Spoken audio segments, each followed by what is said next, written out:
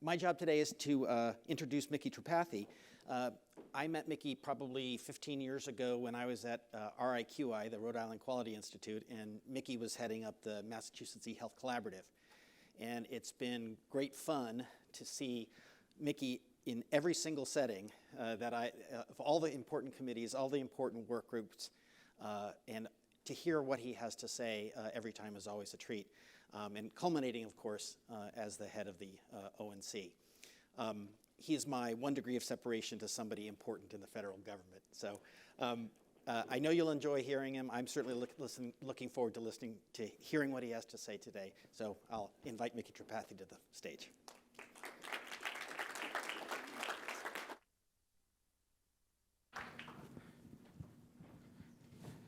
Thanks, Gary. We keep referring to things that were done 15 years ago. I'm feeling very old. But I am delighted to be here. I know I was here 2 days ago, and my colleagues from CMS, and was delighted to hear the panel here. So hopefully I can help put some of the pieces together and thinking about how ONC is sort of working to kind of connect these threads and take advantage of the moment that we're all in, which I think is a really exciting moment, and hopefully can get all of you to get energized about the excitement of the moment that we have in front of us here today.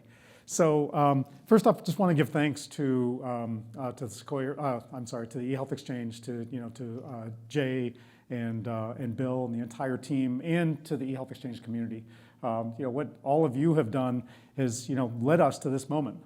It really, I think, really in very practical terms, we wouldn't be where we are today without all of the hard work and the efforts that you've done. And everything I'm going to talk about here, and I'm going to try to give a sort of an overview of everything from information blocking to APIs to the US CDI to TEFCA, is really, all of those things are standing on the shoulders of giants, and the giants are all of you.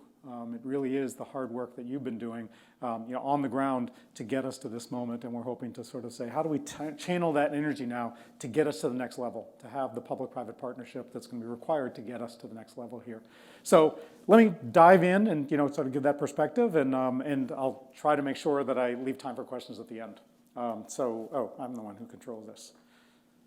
So the first thing is, as I think about where we are, is kind of reflecting on all of the hard work that we've done over a number of years, really since the HITECH Act. I mean, before, I was in Indianapolis helping to launch the Indiana Health Information Exchange in the early 2000s.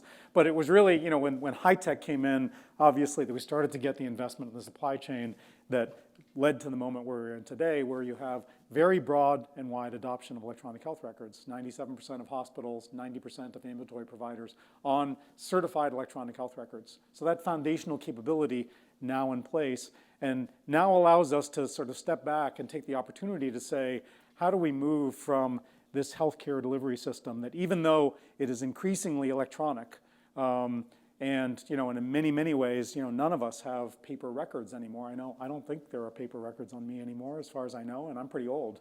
So I certainly know for my kids there are no paper records anywhere to be found. But I think, as all of us know, our healthcare delivery system, processes, workflows, conventions, a lot of regulations are still rooted in the constructs and the mental mindset of paper, bricks, and mortar.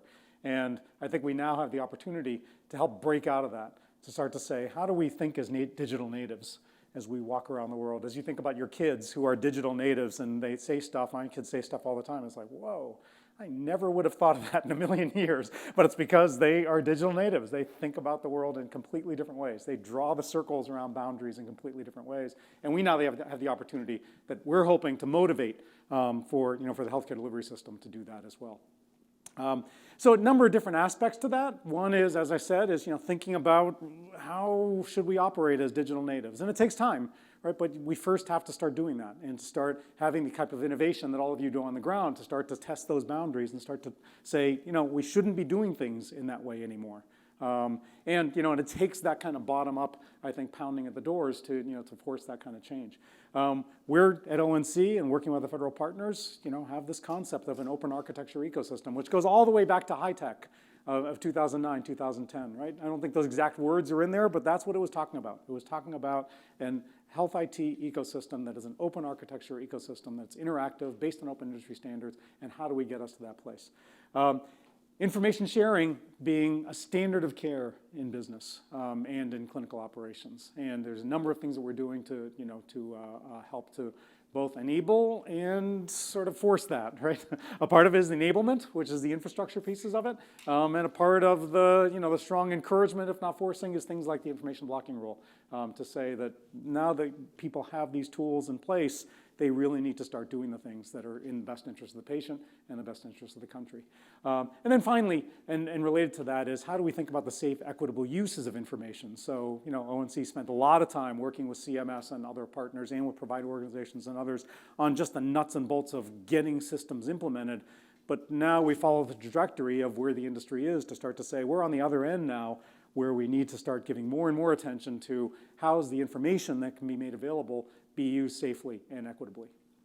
So those are all, sort of overarching themes. But I'll be speaking more specifically to very specific things that ONC is doing. And of course, we'll certainly talk about TEFCA.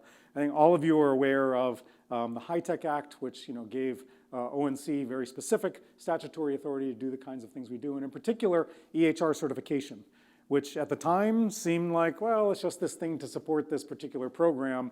Well, here we are 10 years later, $35 billion in federal government investments later, and the certification program is, is growing, if nothing else, because I think that there's been a recognition that it sets the floor for a very heterogeneous and fragmented system otherwise. That healthcare delivery is very, very fragmented on the supply side and the demand side, and it's one of the only things you can count on are things like Medicare and Medicaid and EHR certification that kind of cuts through the entire market and gives everyone a floor of expectation to be able to do the innovation on top of.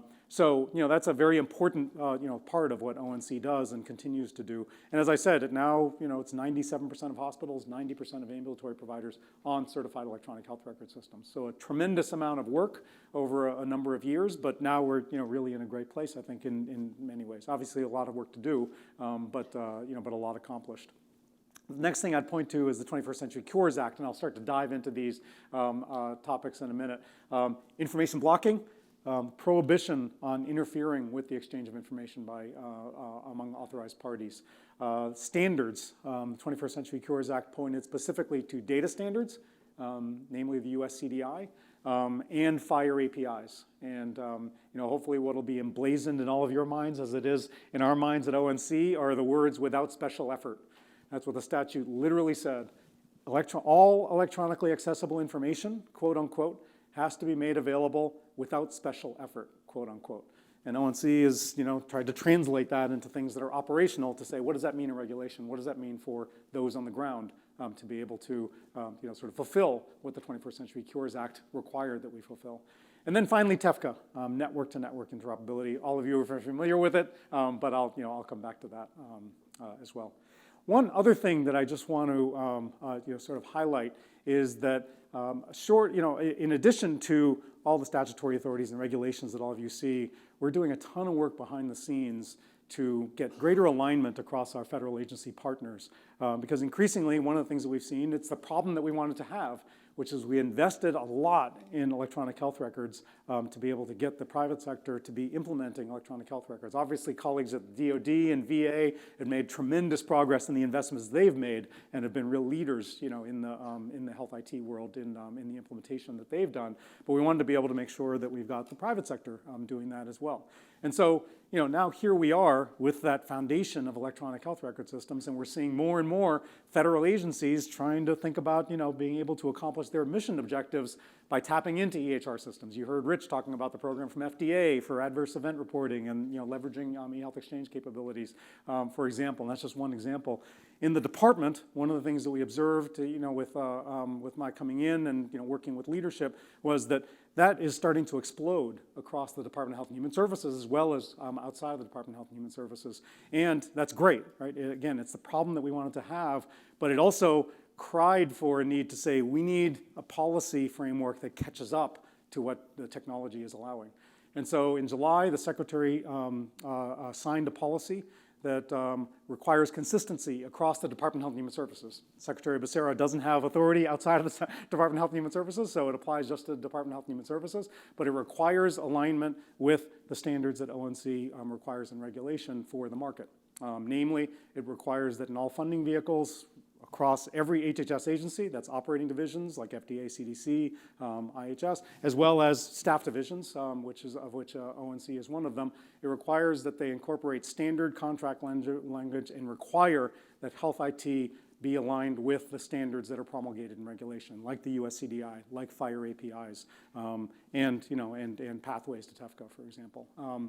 So that's one element of it, and then directs ONC to work explicitly with those partners to make sure that they're basing everything they're doing on those standards. So we're building the policy infrastructure. We're rolling it out. Again, a lot of it's internally facing, but hopefully all of you will start to see the fruits of that as you start to work with the different federal agency partners, and certainly reach out to us if we can help to sort of work with our agency partners on getting the best use of the things that you've been putting in place already, because CMS and ONC and others are telling you to put them in place, and as you're working with other federal agency partners, we're delighted to help to sort of bridge any gaps that you experience, because we at the end of the day want to make the best use of taxpayer dollars so that we don't have siloing across federal agencies, but we also want to make sure that we are exemplars for the market. So if we were requiring things of the market and saying that we're requiring things of the market, we want to be the good citizens who are saying, and we are doing it, we're putting our money where our mouth is. And we are also multiplying the power of our regulations with our purchasing power, which is considerable, I think, as you know. So saying that our purchasing power ought to be following along the same lines as what we're requiring in regulation. So hopefully you'll start to see that, but I think that's a very important thing going on behind the scenes that I wanted to make you aware of. So, as we think about, kind of the framework here of how we're, thinking about these various kinds of activities that I'll dive into, we've got a complex ecosystem, right? Of payers, providers, individuals, as well as the other, the B2B kinds of connections that we want to be able to have. And you can think about a certain set of levers that ONC has, which is to say, how do we just get the data source systems to be as based on open industry standards for the purposes of interoperability as possible, and to support minimum capability, that floor of capability that we can all expect across the ecosystem. So that's a number of different levers, like EHR certification, like the US CDI, like the information blocking regulations, to say each of you has a system and you have a certain expectation. There's a certain expectation that you make available, that you use that system to be able to do things that are in the best interest of the patient and the best interest of the country. And then we have, what I think of as, kind of retail interoperability that we're pushing more and more and more. You've heard from CMS over a number of days, fire, fire, fire. We've been working a lot behind the scenes with our federal agency partners to say we should all be pushing forward with approaches to help to energize the adoption of FHIR and FHIR-based APIs along, the standards that we've all agreed to be able to have the kind of capability that is available in almost every other part of the internet economy, and have that available in healthcare as well. And so the work that we're doing with FHIR, Smart on FHIR, instantiating that in regulation in various ways that I'll describe across the federal agencies, that's working increasingly together to say these ought to be complementing each other to be able to allow the private sector to then have the expectation and pick that up and start to innovate on top of that. And then we have, what I call wholesale interoperability, which is that B2B, high volume, high reliability network infrastructure that TEFCA provides that, builds on top of, again, what the eHealth Exchange and the other nationwide networks and state and local networks have provided to date, to be able to say, how do we get, once and for all, that kind of network, nationwide network-to-network interoperability that all of us have wanted for a number of years. And, the time is now, and we want to be able to do that. So I'll describe how these pieces fit together. So this slide brings together a whole bunch of stuff that kind of describes what are some of these milestones along these different things. So I'll spend a little time on it, even though it's not the prettiest slide in the world. So focusing first on clinical data standards. So we've got the US CDI, which many of you are hopefully familiar with, and an annual process to incrementally update the US CDI. So we're now on US CDI version 3. The final US CDI, or the final version of US CDI version 3 was published in the summer of July of this summer. And we've got a January to July cycle with the US CDI now that I think is now starting to set in. And, and we're able to, sort of have that cadence now where we've received comment from industry, that's federal agency partners as well as private sector partners on US CDI version 4. We'll be publishing the draft of that in January. taking public comment, and then instantiating that as the final US CDI version 4 in July, roughly of 2023. So we've got that annual cycle where we incrementally add data elements based on industry feedback and federal partner agency feedback of what's important from a policy perspective. What are things that are ripe for inclusion in this, nationwide minimum data set. But we do try to be judicious because it is the minimum data set. It really covers, it's once you put that into EHR certification, that means the entire market is required to support it. So we don't want to be throwing, 75 data elements in a given year that may not meet the needs of everyone. So it is, very judicious, and we try to incrementally add data elements that we think have a high degree of importance, that have a high degree of feasibility, and importantly, that kind of meet a little bit of an 80-20 that says most people would agree that this data, these data elements ought to be in that minimum data set. We also, though, have launched the US CDI Plus program that some of you may be familiar with, although it is mostly internally focused right now. But the idea with that, and I'll talk about it actually, let me not dive into the details of that while I'm describing the timeline here. Second, standard FHIR APIs, a whole bunch of things going on across different agencies, and certainly with CMS and ONC working closely together to think about the FHIR APIs that we want on the payer side, FHIR APIs on the provider side, and how those sort of complement each other and how they build on the same corpus of standards that we're requiring. So the CMS requirement for a patient-facing API, I think as all of you know, was required to be made available in the summer of 2022 based on the ONC specification. Ironically, CMS got that into got our specification, or the what we put, the specification that we point to in regulation, into regulation before ONC did. It turns out, because of all the delays that kind of happened, during the pandemic and for other reasons prior to the Biden administration coming in. But so that was fantastic. So the patient-facing API requirement is out there for regulated payers. By the end of this calendar year, all ONC certified EHRs that have a certified API are required to make available that same standard FHIR R4 based version API to all of their customers. So they're not just supposed to be certified by the end of this calendar year, which is 2 weeks away. They're supposed to have made it available to their customers. So if you are a provider and you don't know what the plan is from your vendor, I encourage you to reach out to them and say, I'm supposed to have it by the end of the calendar year. You're not just supposed to be certified. I'm supposed to have it available to me. And we know that some providers may not do it, right? It may be that there's a cost to an upgrade, or they want to sort of test the next version before they put it into production. All of that, that's up to the providers to decide what they're going to do. But from an ONC perspective, the EHR vendors are required to make it available to their customers. And that's an individual level API as well as a bulk FHIR API. So the ability to query for the US CDI payload on a roster of patients, not just for one patient at a time. By the end of this calendar year, that's a requirement to be made available. The other thing I'd point out about that API is that the rule is specific as to the customer's ability to use that API for whatever purpose they have in mind. So it's not an option for a particular health IT developer who is providing that standard FHIR API to say, well, that's just for patient access. That's not for interacting with payers. That's not for public health.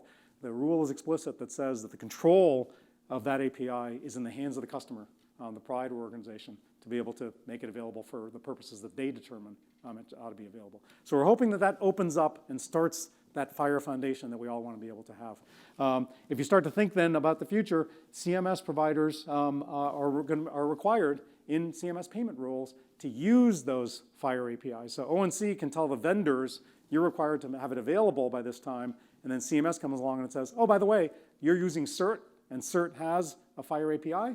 You're required to use that FHIR API. So that's, I think it's third quarter of 2023 that kicks in from the CMS side. So that's how we work in partnership with CMS to say, we can do the supply side, and they work on the demand side, and we base it on the same standards so that we're working together.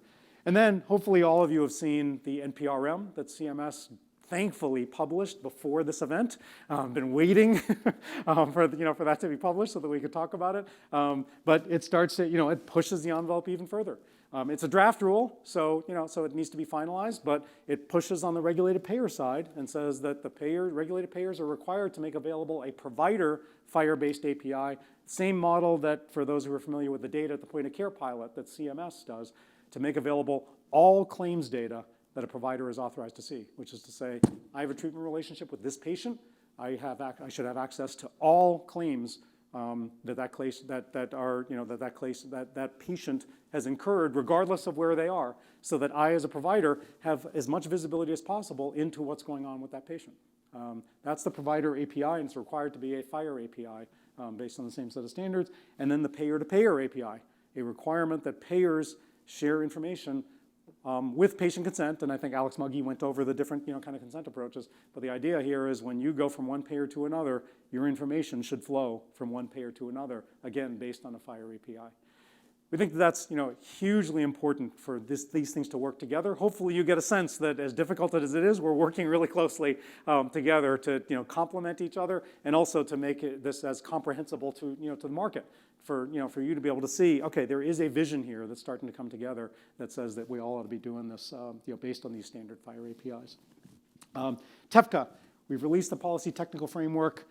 First QHINs expected to be approved in early 2023. That we'll be marking with an event that'll be hosted by the Secretary of Health and Human Services, Secretary Becerra, that'll announce that first set of QHINs. Now, this will be on a rolling process, so there'll be many more QHINs, arguably, but the first set of QHINs to have made their way through the approval process and had their applications approved will be that announcement. Now, that just marks when they can then move to what we call the designation phase. So that means that their application was approved from an eligibility perspective, so they've met all of the eligibility requirements that we have, and there are a lot of eligibility requirements. And it also means that they are signing the common agreement. They have agreed to the common rules of the road that everyone in TEFCA will agree to. And that will, in parallel, we've been working on organizing FHIR pilots that I'll talk about in greater detail. As I said, in 2023, later that year, it commits them to a 12-month commitment to become designated, which is they meet the testing requirements and then they bring their infrastructure live. So we're anticipating go live of the IHE-based approach in 2023. And then going forward, I put it at 2023 plus. Some of that is 2024. Some of it, like the NPRM, right now the dates are 2026 for the CMS NPRM. For those of you who were here 2 days ago, there were some people saying, "Why is it 2026? Why isn't it sooner?" So we'll see. We'll see where the final rule lands on that. But but that's what the date is right now. But what I've described in the TEFCA column there, those are all things that we are hoping to have significant progress in 2023. Certainly with FHIR and facilitated FHIR, we're anticipating that, and it was in the original FHIR roadmap that we published over the summer, and we're still sticking with those dates of being able to have go live of the non-brokered FHIR-based capability in TEFCA in 2023, and pushing really hard on payment and operations and public health that I'll describe. And then finally, information blocking. I'll talk about this in greater detail, but it went into effect in 2021. April 5th, 2021. As you remember, this comes from the 21st Century Cures Act of 2016. 21st Century Cures Act is so old that President Obama signed it. That's how old it is. The 21st Century Cures Act is so old that it had strong bipartisan support. Right? That's how old it is. And then we came in and it still wasn't implemented. None of it. On the ONC side. I mean, obviously there were pieces for FDA and NIH and all. I'm not speaking to that. None of the ONC side was implemented.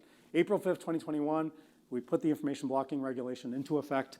That was in effect, and the minimum requirement for the sharing of information was the US CDI. Then we said there's an 18-month glide path, and then you have to open it up to all electronic health all electronic health information. That happened on October 6th of 2022. What Politico called Data Liberation Day. As we'll discuss, there's a lot of complexity there, so it doesn't mean that the floodgates are open, but I think it's significant from a policy perspective and hopefully from a mindset perspective, a significant change that we'll hopefully start to see the payback on over the next few years. And then finally, enforcement of information blocking, really complicated topic.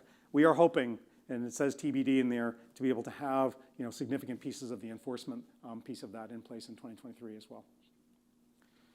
So US CDI, I don't need to describe to you hopefully what the details are of the US CDI, and I'm also, okay, I'm looking at the clock there, and that clock is going down, okay? You never know, is it going up or is it going down? So US CDI, one of the things that's really important is that, as I said, it's kind of become sort of the minimum data set of the healthcare delivery system and been adopted in, exchanges, nationwide network exchanges, state and local exchanges. Apple, the Apple Health Record based on the US CDI, nothing they're required to do in regulation, but they appreciated the opportunity to be able to say, I'm going to get scalability if I base what I'm doing on the US CDI and on the FHIR APIs that are instantiated in regulation. And of course, it's required in certification. And as I described, CMS also incorporating that. The other thing that I should have put on this slide is that policy that I described of health IT alignment across HHS agencies that now requires that federal agencies adhere to, federal HHS agencies adhere to, to these standards as well. So, more and more driving, and those standards are, US CDI, FHIR APIs, and everything else that's instantiated in regulation. The US CDI Plus that I described, or I just touched on, is where we stay. What are the extensions that might be needed for particular use cases? That, as I said, we try to be very judicious with the US CDI to just have incrementally add a little bit, each year because it applies to everyone. But there are use cases that might have specific focus needs for whom there's a subset of participants who are willing to say, I actually would add additional data elements in order for me to participate in this particular federal program, for example. So we have very active US CDI Plus engagements going on with CMS, where we're looking at the quality roadmap and saying, what are those additional data elements and how do we think about a pipeline for, sort of the additional ones that might just correspond to those who participate in those programs. We also have a very active one with CDC and a number of STILTs, public health agency jurisdictions, to look at a true nationwide public health data model, to say, how do we have a true nationwide public health data model that's based on the US CDI and has extensions from it. So there's a lot of benefit to that because then it allows those organizations to say, let me start with what the entire ecosystem already has in place instead of expecting that I'm going to start something new. And it also allows us, and this has already started to happen, identify where different agencies might be asking for the same thing and to head that off before they diverge. So with CMS and CDC, for example, I forget, but it was something like out of the 60 elements that we were looking at with CMS, something like 20 or 25 of them actually had overlap with ones that the CDC was putting into their roadmap. So it was opportunity for us to head that off and say, let's get the teams together and agree on a common approach to those data elements before each of you, sort of goes off in that direction. So already, sort of early benefits of that. How that translates into voluntary certification and ultimately certification are things that we will continue to work on. But the other thing that I will just flag, and it's early, but we are now in discussions with NIH and OSTP, the Office of Science and Technology Policy, about the Cancer Moonshot, and with the Cancer Moonshot team to start to say, how do we build a US CDI Plus program for cancer? It starts to cut across what NCI is doing, what the Cancer Moonshot folks are doing to say, build that cancer model that, there's tremendous work that was already done by industry on M-Code and Codex, one of the FHIR accelerators. So we have a lot to build on there, but that's the opportunity for us to start to add those data elements as well for a very particular and focused use case. Let me just skip ahead here. The information blocking regulations, I think, hopefully all of you are familiar with these. The thing that I would point to is again that they went into effect in full effect on October 6th of this year, which is then aligned with the congressional direction or the statutory direction to make all electronically accessible information available.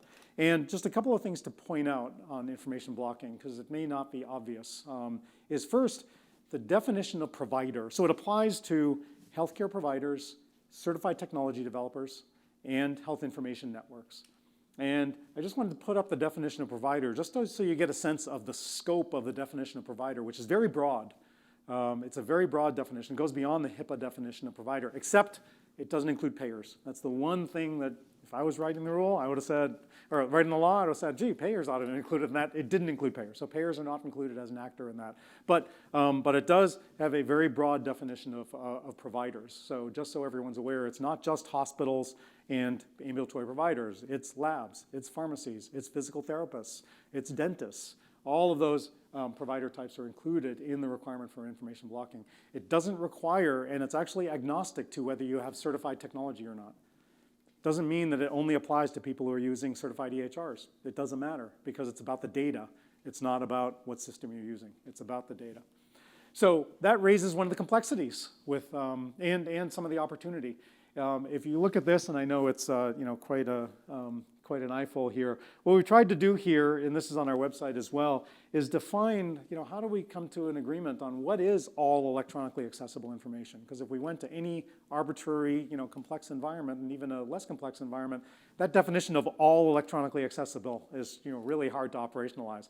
And so what we did is we said, let's look at the designated record set, the HIPAA designated record set, which is, sort of outlined in this yellow dotted line here, because that's something that since the passage of, since the OCR HIPAA privacy and security rules in the early 2000s, I think it was like 2000, 2001, every provider organization was required to define the designated record set, which is the information that a patient has a right of access to, right? And it said that every organization is allowed to define it themselves. So Mayo Clinic may have a different definition than Mass General. They may have a different definition than Johns Hopkins, but they were required to do that. Now we know in practice how much of that was done and how much of it was it actually operationalized? Well, we're not going to get into that, and we know there's differences there. But when we defined EHI, which is what is required then from an information blocking perspective to be made available, we said, well, it's the electronic portion of the designated record set. We're not going to invent anything new here. Let's just say the thing that you are already required to make available to patients, what you're required to share with all authorized parties, not just patients, is the electronic portion of that. And that will fulfill your requirement for, for information blocking purposes.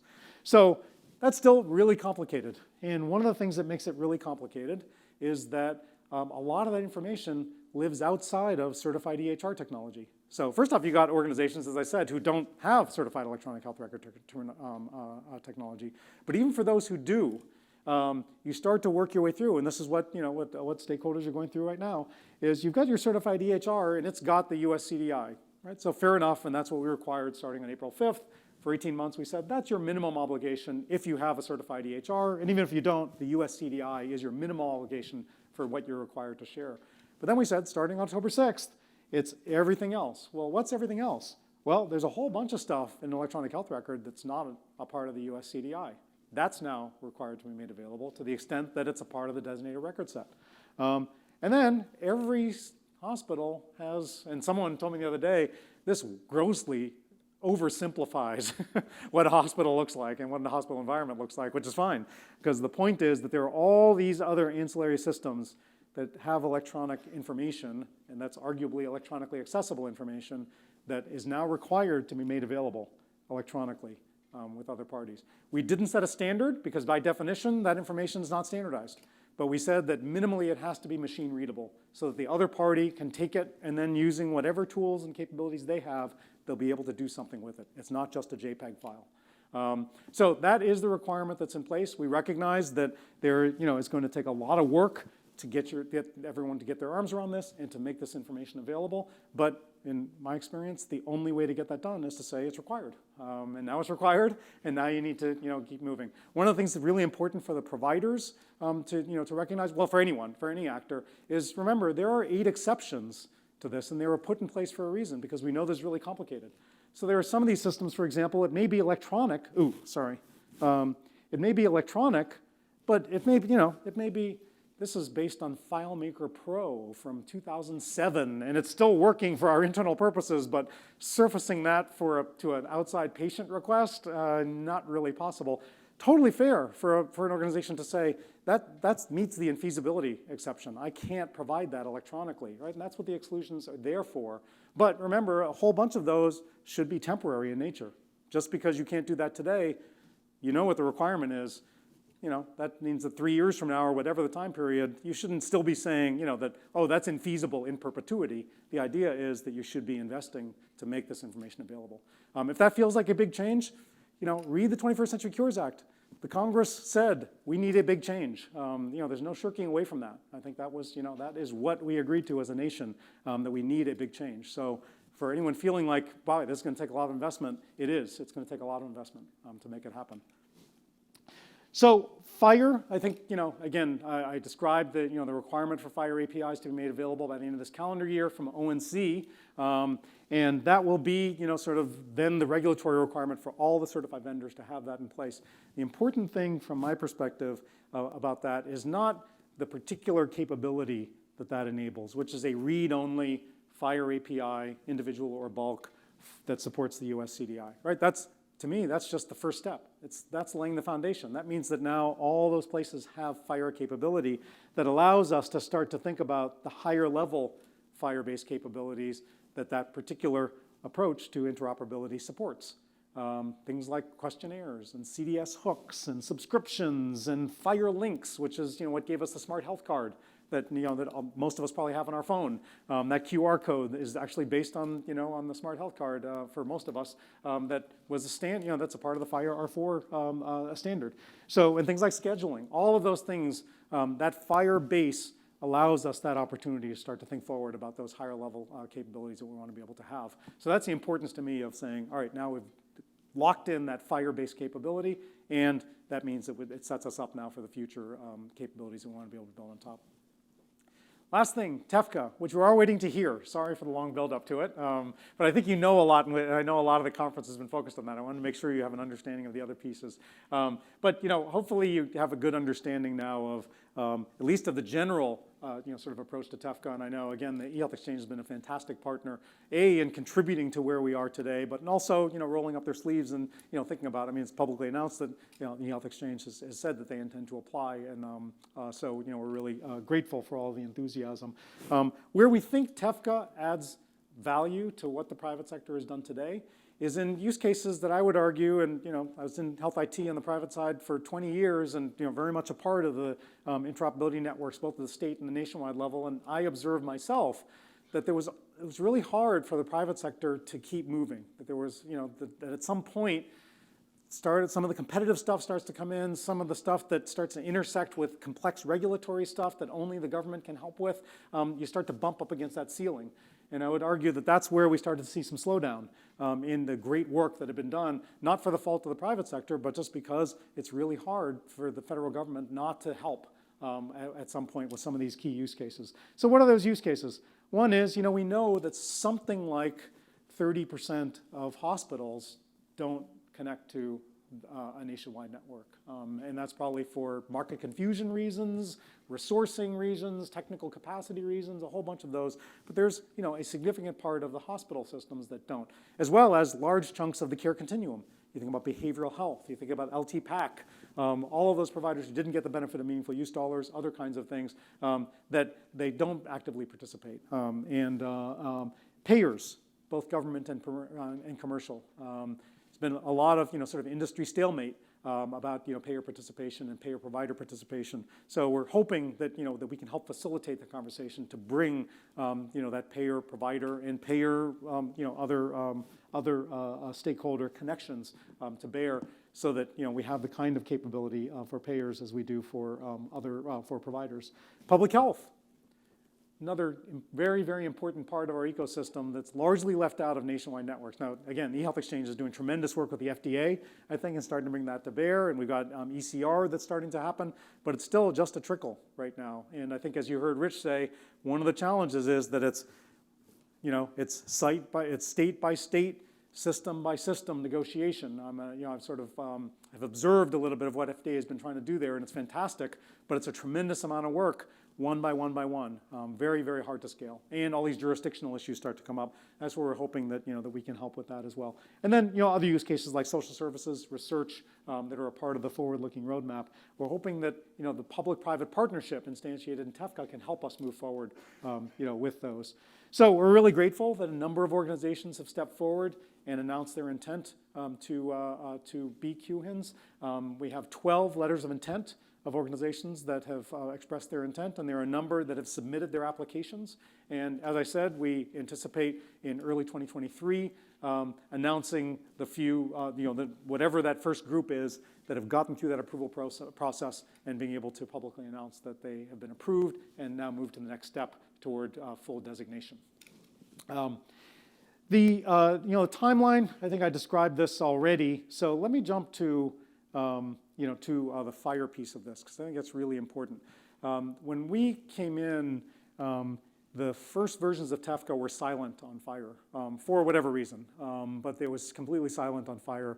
And we, meaning the ONC team and Biden administration coming in and my coming in, just saw that as a big gap and a huge missed opportunity. Because one of the challenges that I think we're seeing out in the market with FHIR APIs is just the scalability challenge. And those who participated and helped to motivate the FAST initiative, I think that whole FAST initiative, for those who are familiar with it, that's what that was all about. It was to say FHIR APIs are great, but if I have to figure out what is the electronic endpoint? Where are the patient records? What's the endpoint? What's the handshake that we're going to have? What's the legal agreement that we have? And I have to do that one by one by one by one by one. It's great that I have a FHIR API, but that scalability is going to be a real challenge. And so we sort of took what was happening in the community, recognizing that FHIR APIs live in the wild right now. That is where the FHIR API, where FHIR is happening, right? It's not in network-based exchange. It's out in the wild. It's the way God intended for APIs to work, out interacting with each other. But we can provide facilitating infrastructure to help with that scalability. And that was the idea of saying that we can have this idea of non-brokered FHIR exchange, which is to say that the QHINs, which are building network infrastructure, they are building record location services, they are building endpoint discovery, they are building a cert infrastructure to instantiate security, and of course we've got the scalable contracts, which are instantiated in the common agreement. All of that is a part of the network infrastructure. So we can have an ability for FHIR, for those who have FHIR APIs and want to interact with each other, to just leverage the network capability to do what they want to be able to do, but be able to have their FHIR API transactions, API to API. So the idea is, we've got this brokered exchange. Then you also have the fast follow of the non-brokered FHIR API exchange that says participants across QHINs can use FHIR APIs to do these kinds of connections. So, we talk a lot about provider-to-provider exchange, certainly. We talk a lot about individual access, and that's already happening, using Apple Health Record or a FHIR API to be able to have access to your record. But there are a number of other use cases that you can start to think about. The provider-payer use case. The CMS interoperability rule says to regulated payers, you're required to make a FHIR API available to providers for them to be able to get all of the claims on their patients. That's what the CMS interoperability rule says. You can imagine the opportunity now to say, I can use TEFCA infrastructure to scale that so that payers aren't having to figure that out one by one by one. Public health and providers. We're working a lot with the CDC to say, what would a public health network or subnetwork look like in TEFCA? So that you could have public health providers really scaling what the health exchange is doing with ECR, with with the work with the FDA to say, how do you just scale that up to make that a commoditized way for providers and other data source systems to be able to send information to public health systems without having to do onboarding with every particular jurisdiction, data use agreements with every particular jurisdiction. Any nationwide organization knows the pain that causes, and we're working hard with CDC and Stults to say, how does this afford the scalability that we've all wanted? The other piece of that scalability would be with public health agency to public health agency, which doesn't happen right now at a network level. But Texas, Oklahoma, and Arkansas ought to just be able to exchange with each other. They got a lot of patients who are going back and forth across those borders, and we don't have that capability right now. Every time they want to do that, it's a one-off, and it's a separate data use agreement. We want to be able to say that a true TEFCA public health network or subnetwork ought to be able to support that kind of exchange to allow Stilts to be able to do public health and not spend all their time thinking about data exchange and data wrangling. I skipped over the scalability opportunity afforded for the payer APIs that they're required to make available to patients for individual access. And then, of course, the payer-to-payer, which is a requirement in the CMS interoperability rule as well. This allows the scalability for payers to be able to implement that at scale without having to, again, figure out every single pair-wise configuration for how am I going to do and meet the requirement for a payer-to-payer interoperability using FHIR APIs. So we see a lot of, hopefully a lot of capability and a lot of potential. And this is just, sort of, I think, skimming the surface of the opportunities that having this non-brokered FHIR approach can, help add to the market and can help to, make TEFCA real and something that's meaningful to organizations and meeting them where they are so that they can do the brokered exchange if they want, or they can do that non-brokered FHIR API exchange if they want. So hopefully that gives you a good perspective on all the various pieces. I think I've got maybe 2 minutes, but I could stay if there's a couple more minutes. But I just wanted to give you an example of how all of this comes together with a particular agency we're doing a ton of work with. So this is the CDC on the right-hand side, depicts what we call the North Star architecture, which is under the broad data modernization initiative, which is hundreds of millions of dollars being invested in the creation of a more modern public health infrastructure to be able to support stilts and to be able to support the CDC and all of their intersecting public health requirements. And so we're working with the CDC in stilts on TEFCA and saying how do we have the network enablement, and they're thinking about that as a fundamental or core part of the data modernization initiative and how they think about interoperability going forward. Helios is a fire accelerator. We're starting to say, how come we can't have fire APIs in front of every IAS, for example, to address Rich's point earlier of every IAS having a different approach and having different capabilities. How do we have more of a level set on that? Certification. We've had 2 federal advisory committees now, the ACD, which is the advisory committee to the director of the CDC, and the HITAC, which is the FACA that reports to, or that advises ONC. Both did work and I think the HITAC has published its report, the ACD is about to publish its report on the question of should ONC, or should the CDC leveraging the ONC certification program require certification of public health agency IT systems in the same way that we certify electronic health record systems. One of the comments that we got back in consideration of the gaps we found in the pandemic is people said, you certified the pitchers but not the catchers.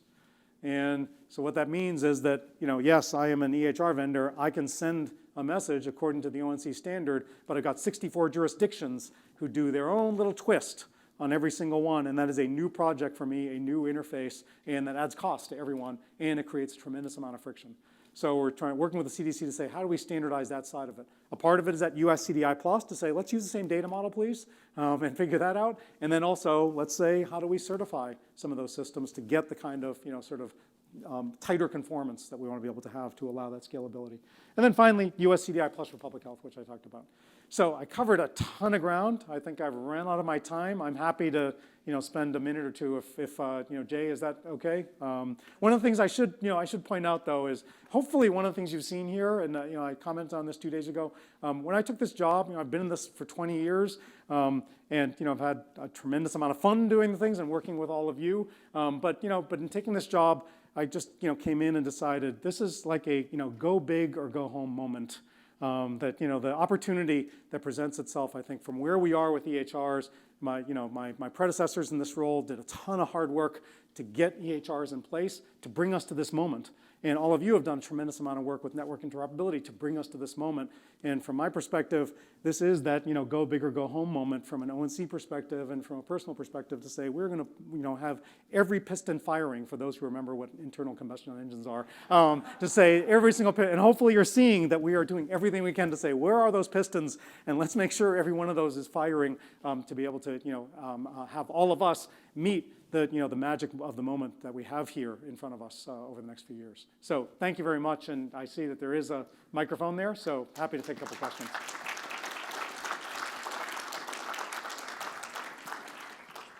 You're fine. Hey, my name is Tiffany. I'm from Denver Health, which is a hospital based in Denver, Colorado.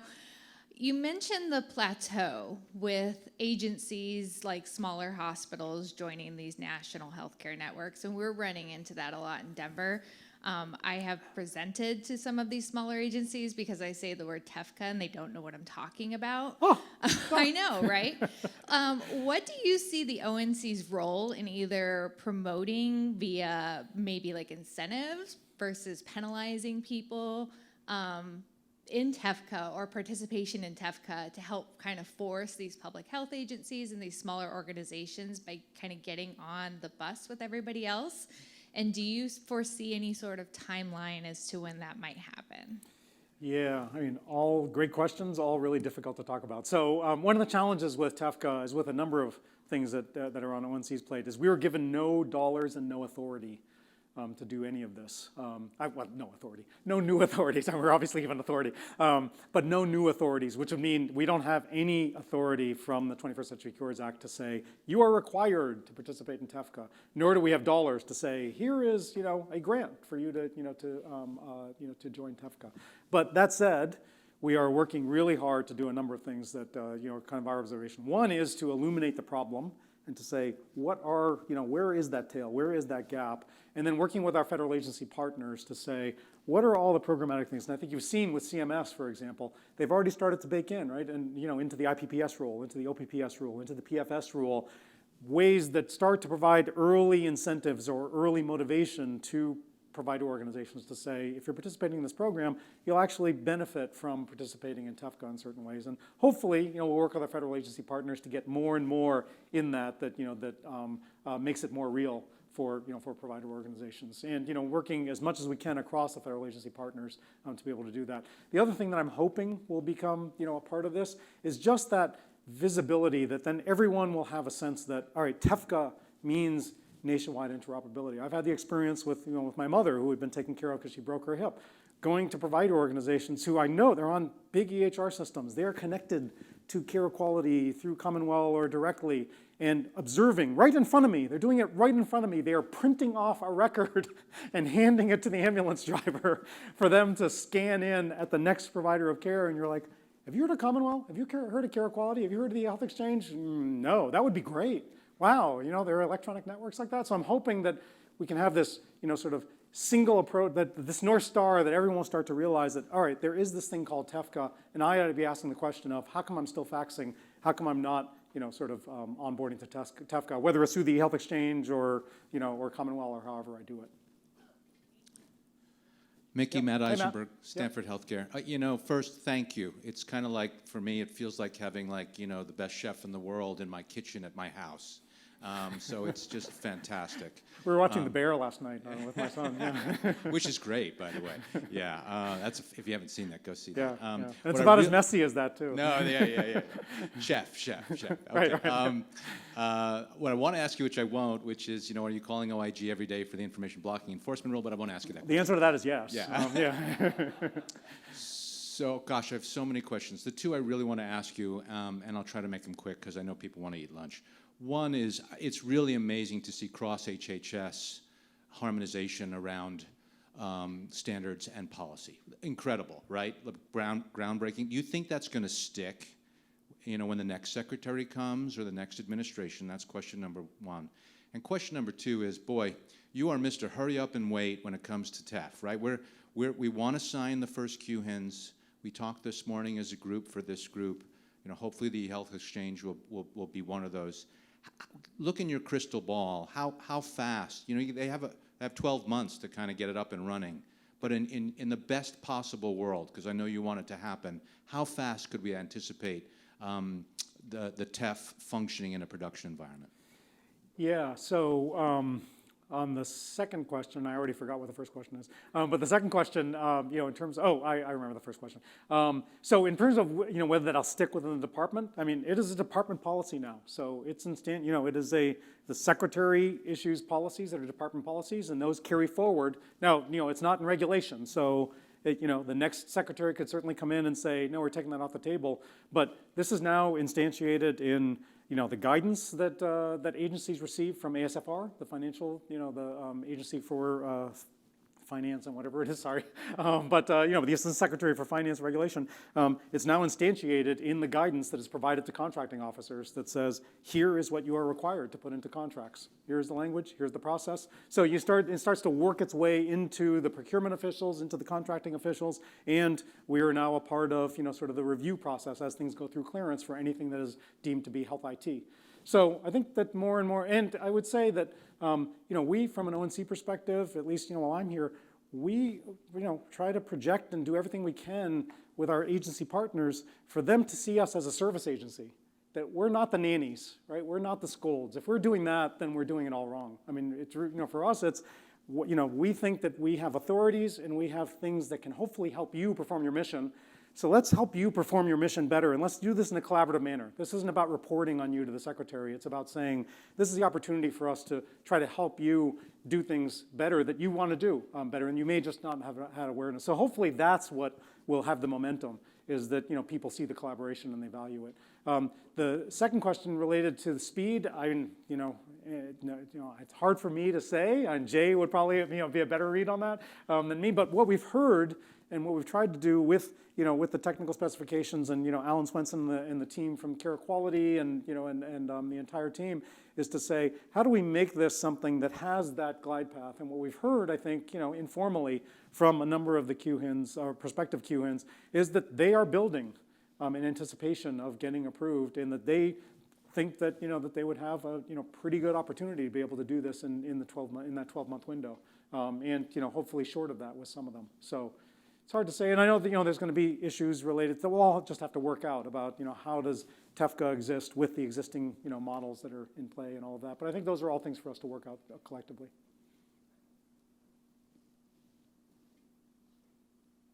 Anything else? Wow, I answered all the questions. Fantastic. Thank you so much. Thanks, Chuck.